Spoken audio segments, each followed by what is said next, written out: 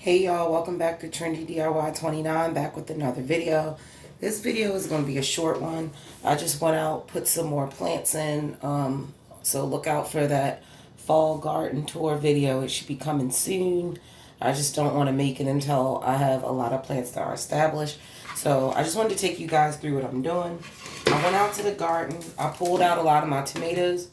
These are the flowers. So this is the echinacea that I was growing, which is a very healing plant.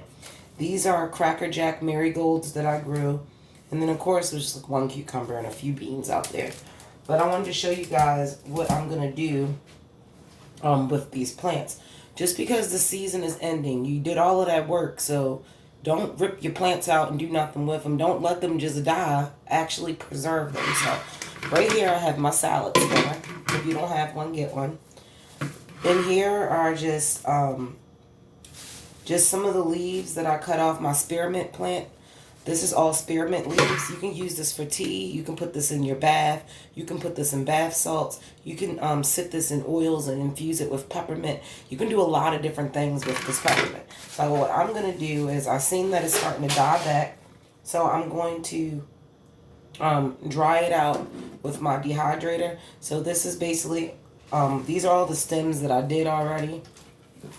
And I'm just going to show you guys the easiest way to take it off the stem. First, what you want to do, though, is you want to check it for bugs and check it for insects. There were a few worms on 2 of my stalks, so make sure that you check them and make sure that you wash them well. So you want to go from the top of the stalk. I like to just rip off that top piece. And then you just want to run your finger down the length of the stem, and that'll take off, as you guys can see, all of the leaves in one go. So I have another piece. I'm checking it for bugs. I like to break off branch by branch. Check it for bugs or worms, because you don't want to dehydrate the worm.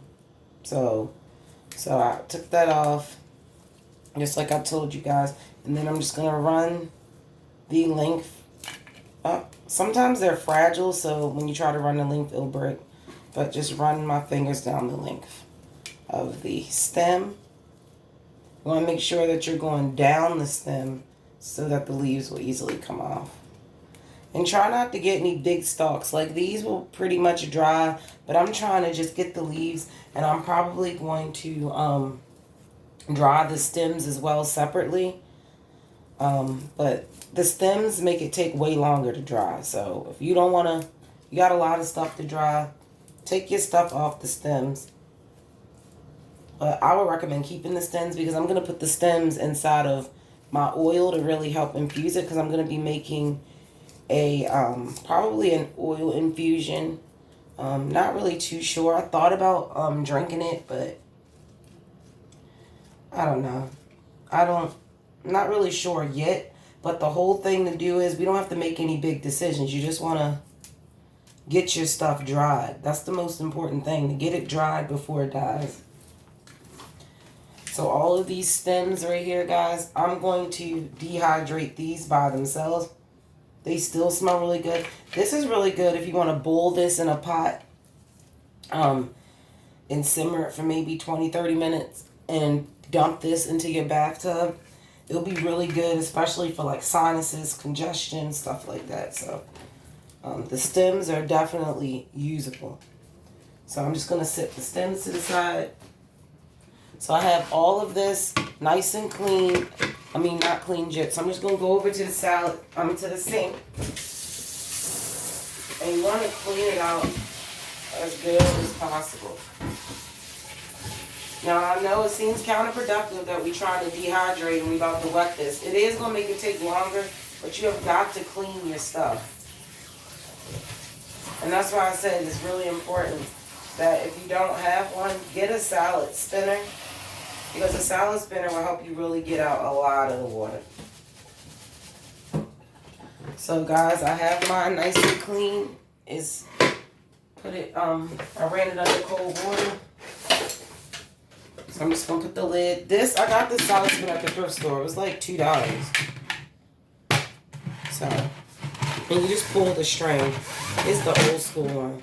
Sometimes it drops off, but And I'm just gonna pull this string. And this is, by pulling this string, it makes it spin. And it helps you get all that water off of it. And then I'm gonna follow this up. We'll probably pat it down with, you see how dry that got, guys? I'm gonna run it through one more time. It already smells good. Like, it really smells like straight spearmint. Because I have a spearmint plant and a peppermint plant. I've learned that they're very invasive species, so make sure that you plant those inside of a container or they're going to take over your whole yard. And they seem to, like, don't really need any maintenance. You just want to trim it or start to trail. And so I got this nice and dry. Oop, lost a little bit.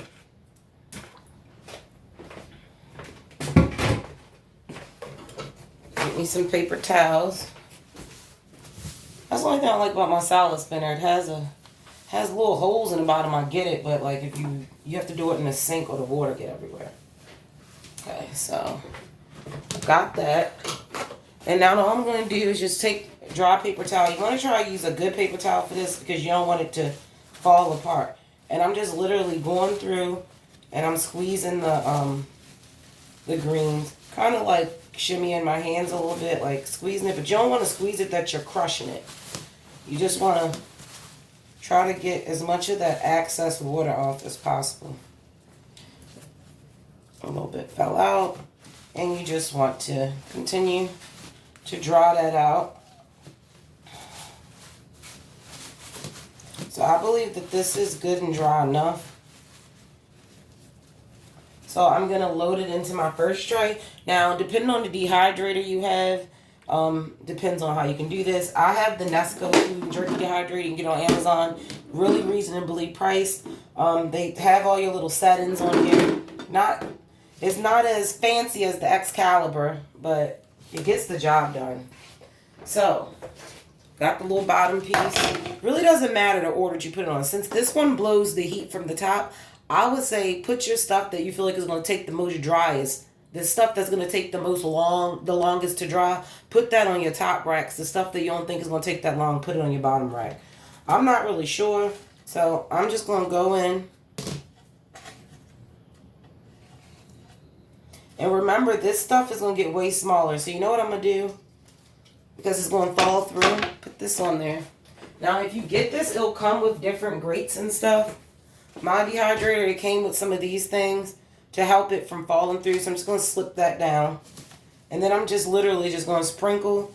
You want to try to get your layer as thin as possible.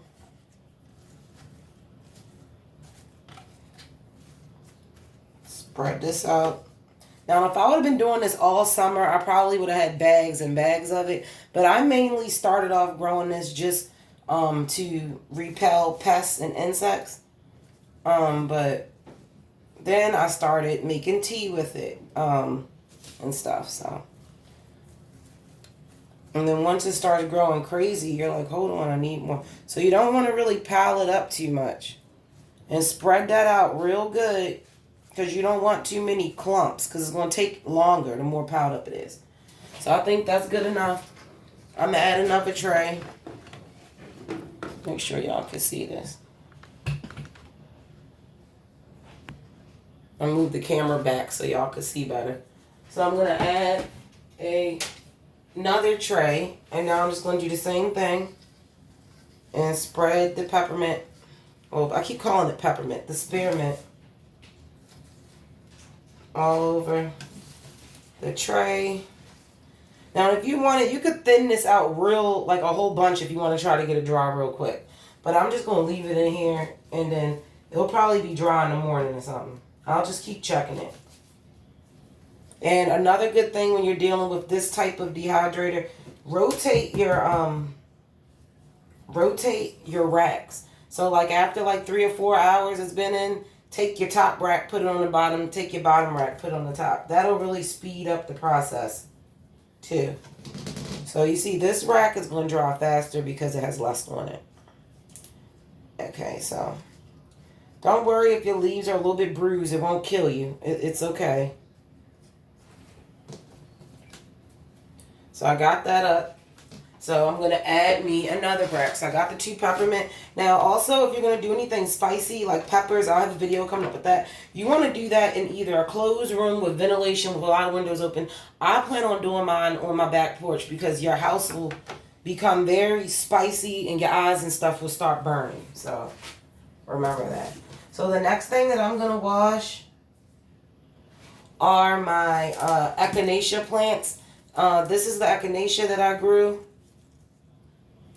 And I'm literally just going to take the flower petals. Move this back and show you guys what I'm doing. I'm taking these whole flowers of echinacea. I'm checking them for bugs. I had a bee on mine. He was like literally dead. Oh, I have to pluck him off. But I'm just taking these beautiful cone flowers, echinacea. Same thing. These flower bulbs are pretty heavy too. And I'm definitely going to infuse this in some oil, echinacea oil. Now these plants were grown from starter plants that I got from Lowe's. I did try to grow them from seed, but I learned that they take a while to grow from seed, so I should have started them earlier, so I brought them in order to make sure that I would get them.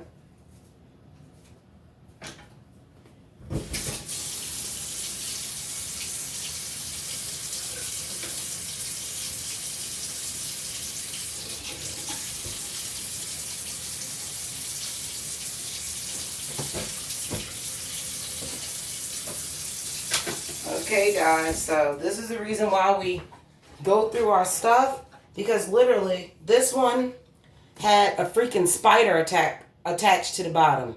So I just threw it in the sink. It creeped me out, but it was a black spider and she had webs and stuff underneath here. So I made sure that I cleaned her out, threw her in the sink.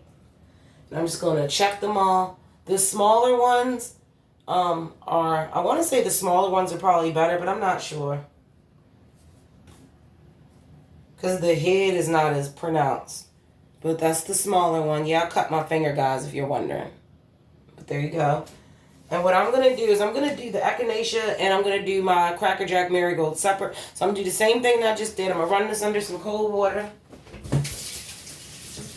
Now, flowers are very fragile. So be gentle with them. But it's probably inevitable they might break apart. This is a pretty sturdy flower. And I literally am just tossing it around in cold water. And I'm hoping that my echinacea blooms more. But the good thing is it'll come back next year. So I don't have to replant my echinacea. But what I might do next year is plant more. So I just shake mine in the salad spinner, guys. And then I'm just going to dry the echinacea.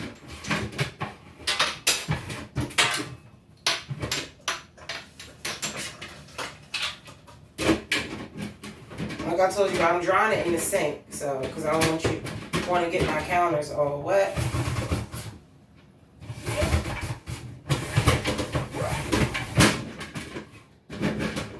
And just keep spinning it.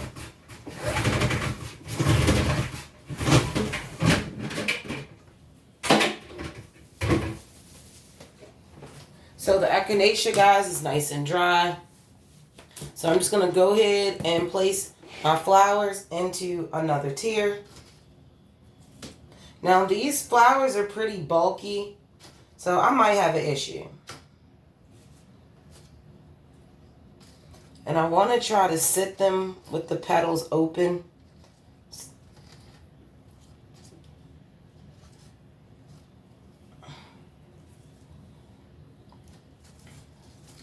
It's not that many, but I'm just going to, as they grow, just keep adding them. But this is definitely enough that I can make, hopefully, I believe this is enough to make a mason jar full. A mason jar about this size. So I'm going to put some flowers in here and add in oil. I'm not sure what oil, but it's probably going to be either sweet almond or sunflower oil. But I'm not sure yet. Those are like my 2 go-to oils. Sweet almond is a really good oil because it actually mimics the actual sebum of the skin. So if you use sweet almond oil, it will definitely help it absorb better into the skin. So keep that in mind. So I got my echinacea on here. Now I don't know how it's going to close inside this dehydrator. But I guess we'll find out. A few loose petals, throw that in there too. So I got the echinacea, guys, that's in here. And I'm going to try to fit another one on top. I believe the echinacea is probably going to take the longest. So, like, I'm going to have to, like, push this down. It's trying to lift it up, guys. But once I sit everything down, it should be better. So if you want, you could push it over, move it over. I'm just pushing mine down, but the weight of the top should hopefully hold it down. So the next thing that I'm going to do is going to be the Cracker Jack marigolds. I'm going to do the same process. Check for insects. Marigolds, insects don't really like marigolds at all. They're really good for keeping pests out of your garden. So most likely your marigolds, you're not going to find anything on them. If anything, you might find a spider because they like to build their webs, but yeah, there's nothing on here. And I love the different colors. There's always more yellow than orange for some reason, but they're pretty. And these are the ones that I grew from seed. So if you want to grow something good, marigolds are really good to grow from seed. They're pretty good. They're not really cold tolerant that much. Once the grounds reach about maybe, I want to say once the grounds drop to the temperature about maybe 50 degrees, 55 degrees, your marigolds are going to die. But I am going to do some more research and see if they come back. Then I'll just cut them down and let them regrow. If they don't, I'll dig them up and just put some seeds there until next year. So I have all my marigolds. Now, if you guys are wondering, I would have had way more marigolds, but I did not use the ones that I got from Home Depot, the ones that were already grown. Those are a different type of marigolds. These are the ones that I wanted to dehydrate. If you guys are wondering. So once again, throw some cold water on them. Swish them around, because even if you're not eating these stuff, you're still going to be making body care products or something, so you really want your stuff to be clean. And marigolds have a very strong smell. Ugh. Just mixing it up, the smell just like smacked me in the face. So,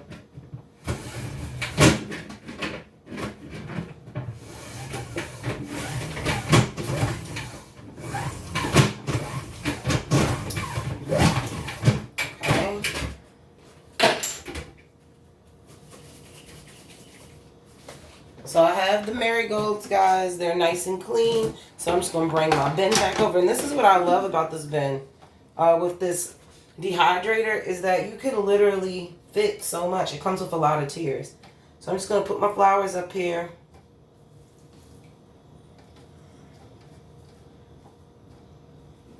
Marigolds have a strong, strong smell. But I'm not worried about it because I believe that for one, the peppermint, the spearmint is really, really strong, so it's going to be, it's not going to affect the smell of that.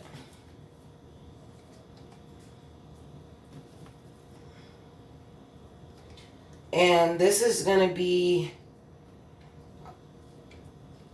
I'll say, part one of a two-part, maybe three-part video. So look out for part two, because part two is going to be once everything is dried. I'm going to show you guys the process of how I turn it into different products. So look out for that. So this is going to be part one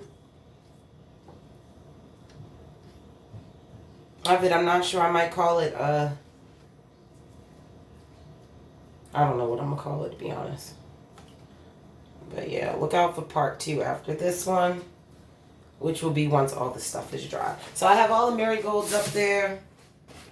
So we got our echinacea, we got our peppermint, and we have our marigolds. So the only thing I'm going to do is literally just put this top on. And you guys see, once I set the top on, it was heavy enough that there's no spaces because of the mirroring. You see this coneflower stem is sticking out, so let me put it inside. Just make sure nothing's sticking out, okay? And I am just going to plug it in. That's the thing about the Nesco. The Nesco, it plugs in and it comes on automatically. There's not an on or off button. It's on. Give you guys a closer view, but this is how the Nesco looks. And I'm just going to, it says fruits and vegetables 135, herbs and spices 95. So I'm going to go to herbs and spices. It says 95. I'm going to do mine on 105 because I learned before that I did the 95 herbs and spices, and literally it was like a day and a half and my stuff still wasn't dry. So if you have this, I recommend doing 105 depending on what you're drying.